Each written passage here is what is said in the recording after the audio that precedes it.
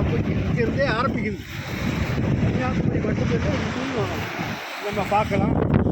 சூரிய உதயத்தை பார்க்கலாம். அதே போல் சன்செட் எங்கேருந்து பார்க்கலாம். அப்படி ஒரு வசதி பகவான் செய்திருக்காரு. பார்க்குறதே ரொம்ப வர்றாங்க. அப்படிப்பட்ட பெருமாளுடைய கருணையால் கால்விட பூச்சி ஒன்று ஒரு 4 கிலோமீட்டரில் முத்ராலயம் இருக்குது. எவ்வளவோ சுனாமி திரட்டெல்லாம் இருக்குது. அந்த டைம் கூட பகவான் காப்பாற்றினார். அவ்வளவு கூடவே இருந்து வழியும் குழியுமாக இருந்து வழி கொடுத்தாரு. எல்லோரும் வாங்க இந்த கடலில் குளிச்சுக்கிட்டு அப்புறம் பாருங்கள் பேச்சு பாறை.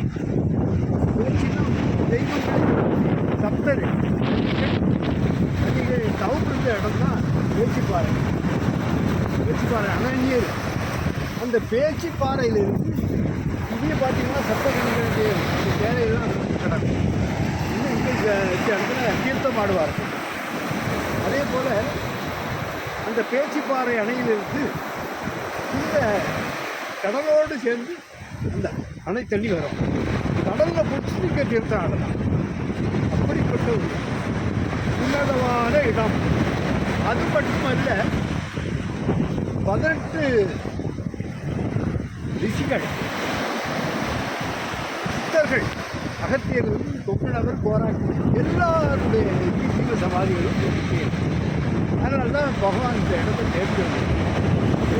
பகவான் 8 முறை வந்ததாக பல செய்திகள் பகவானே சொல்லியிருக்காரு. அடிக்கிட்ட 8 தடவை நாங்கள் அனுப்பிடுறோம். அப்படிப்பட்ட பெருமாள் பார்க்க போகிறது நடந்துருக்குது. பாருங்க எல்லாம் காத்தாடி எல்லாம் இருக்குது. இது என்னென்னா ஆஞ்சநேயருக்கு இருக்கிறதுனால காற்று அதிகமாக இருக்குது. வாயு புத்திரன் அல்லவா ஆஞ்சனுடைய இருந்து தான் இந்த மலையில் ஏத்தாப்பில் உள்ள மலையில் இருந்தால் அவர் அங்கே எடுத்து இலங்கை சென்றார், பயணம் சென்றார், ஊசி சென்றார். பார்த்தீங்க பார்க்கலாம்.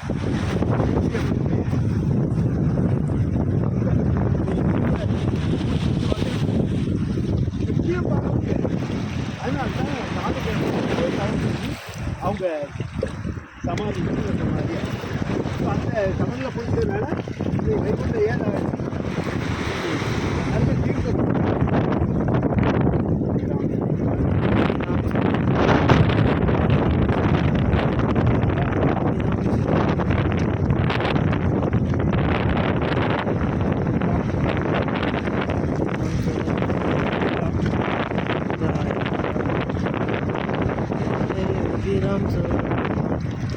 ராம் சரத்குமா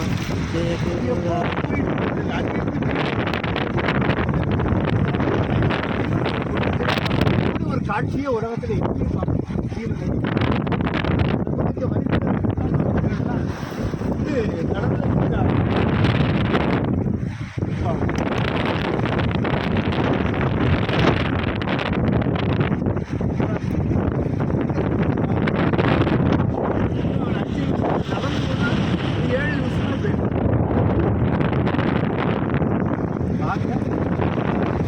கடல் பின்னாடி இந்த ஜீவன்